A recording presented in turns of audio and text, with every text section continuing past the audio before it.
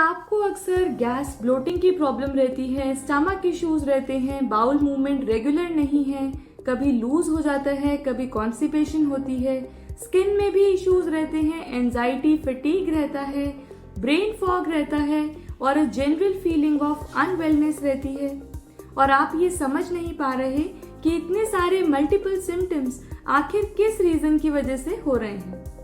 आज मैं आपको एक ऐसी कंडीशन के बारे में बताने जा रही हूँ जो इन सभी सिम्टम्स को ट्रिगर करती है। इस कंडीशन का नाम है गट डिसबायोसिस, जिसे गट डिसबैक्टीरियोसिस भी कहा जाता है। अगर आप इस कंडीशन के बारे में सभी एस्पेक्ट्स को जानना चाहते हैं, कॉजेस, सिम्टम्स, इसके टाइप्स और Ayurvedic and natural solution, then video को एंड तक जरूर देखें। नमस्कार, मेरा नाम है डॉक्टर माधवी गुप्ता और मैं आयफा आयुर्वेदा में सीनियर आयुर्वेदिक कंसल्टेंट हूँ।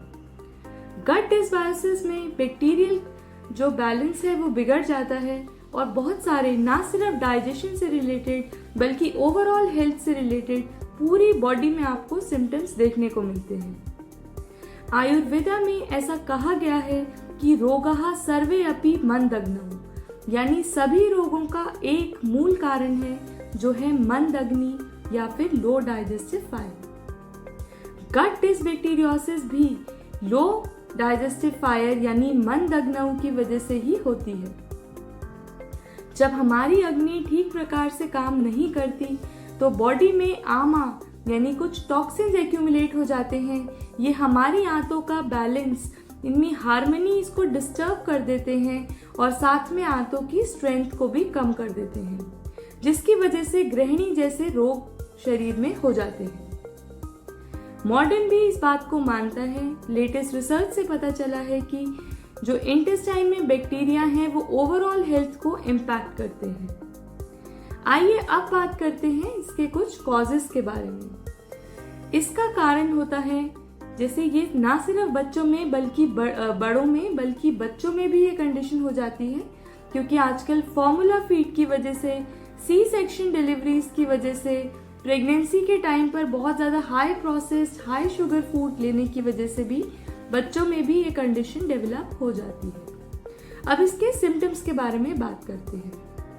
इरिटेबल बाउल होना यानी कभी लूज हो जाना, कभी कॉन्स्टिपेशन होना, गैस, ब्लोटिंग, इनडाइजेशन होना, इम्यूनिटी लो हो जाना, स्किन में इश्यूज होना और साथ में क्रॉनिक फटीग होना, ब्रेन फॉग या फिर मूड स्विंग्स भी इसका एक बहुत प्रोमिनेंट सिम्टम है। अब हम इसके कुछ टाइप्स के बारे में डिस्कस करते हैं। इसके कुछ टाइप्स होते हैं, जैसे सीबो जो होता है स्मॉल इंटेस्टिनल बैक्टीरियल ओवरग्रोथ, जिसकी वजह से गैस और ब्लोटिंग की प्रॉब्लम होती है।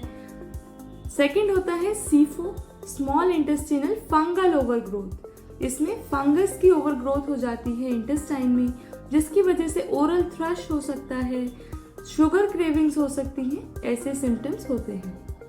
इसके अलावा प्यूट्रीफैक्टिव या फिर फर्मेंटिव भी होती है ये कंडीशन, जिसमें बैक्टीरिया बहुत ज़्यादा स्मेल प्रोड्यूस करने वाली गैस को रिलीज करते हैं, गैस और ब्लोटिंग होती है, इनडाइजेशन हो जाता है और हेवीनेस होती है। अब हम बात इस कंडीशन के सॉल्यूशंस की करते हैं। तो आयुर्वेदा के अनुसार सबसे पहली जो चिकित्सा है वो लंघन है, यानी फास्टिंग है। लंघनम परम औषधम, लंघन को यानी फास्टिंग, जैसे आजकल भी इंटरमिटेंट फास्टिंग बहुत पॉपुलर है, फास्टिंग को सबसे पहली औषध बताया गया है। इसके अलावा दोषों के बैलेंस के हिसाब से कुछ कर्म बताए हैं, जैसे वाता दोष अगर इम्बैलेंस है तो बस्ती कर्म किया जाता है, पित्ता दोष इम्बैलेंस है तो विरेचन कर्म किया जाता है। कुछ हमारे आंतों को स्ट्रॉन्ग करने वाली, आंतों को हील करने वाली हर्ब्स भी हैं, जैसे कि गिलोय, त्रिफला, नीम आदि। इनको भी यूज किया जा सकता है।